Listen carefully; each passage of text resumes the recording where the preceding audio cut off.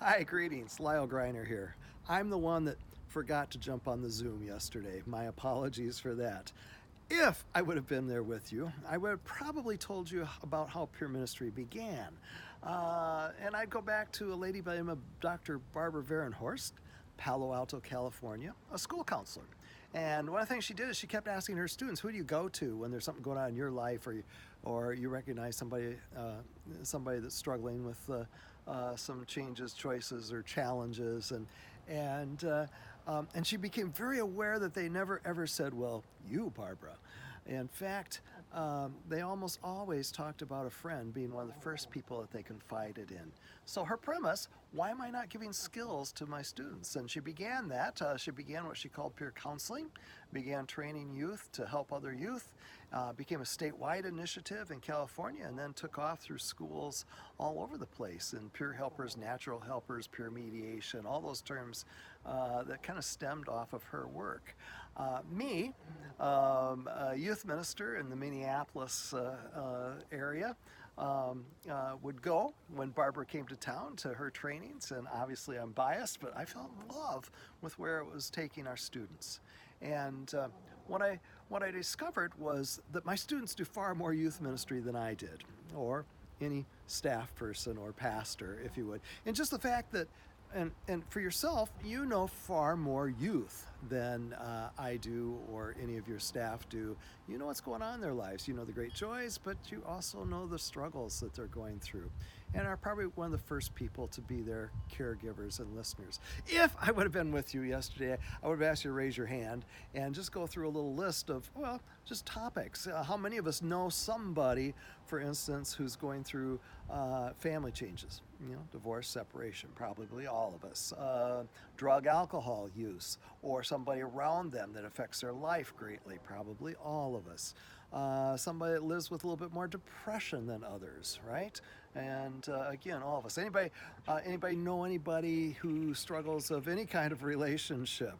And but eating disorders and cutting and depression, and I would ask about how many of us have had conversations recently with somebody that's thought about suicide.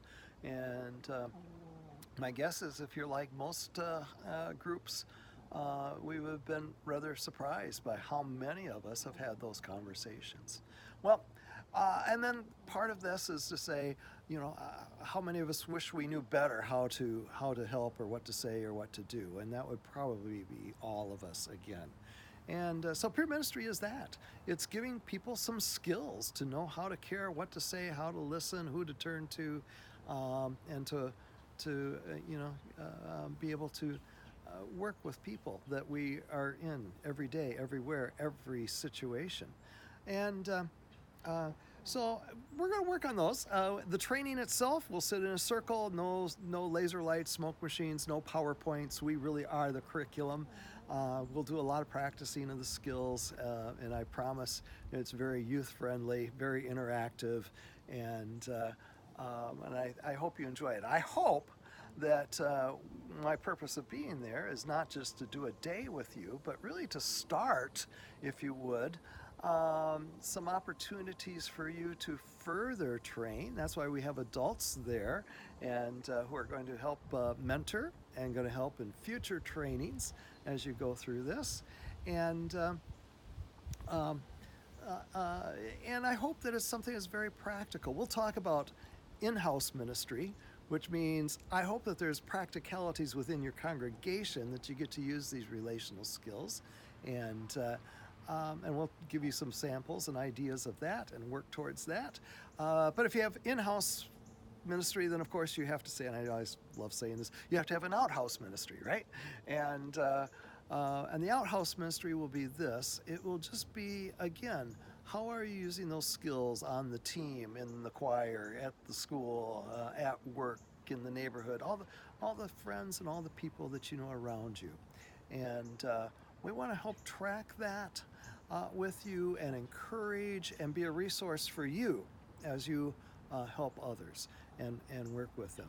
Now, if I would have been with you, I would have asked you to pull out a piece of paper and everybody to start to write down at least 5 to 8 names of students that you think should be there at this training. And I know, church world, it is so hard, right, to convince people that, oh, this is something you got to come to.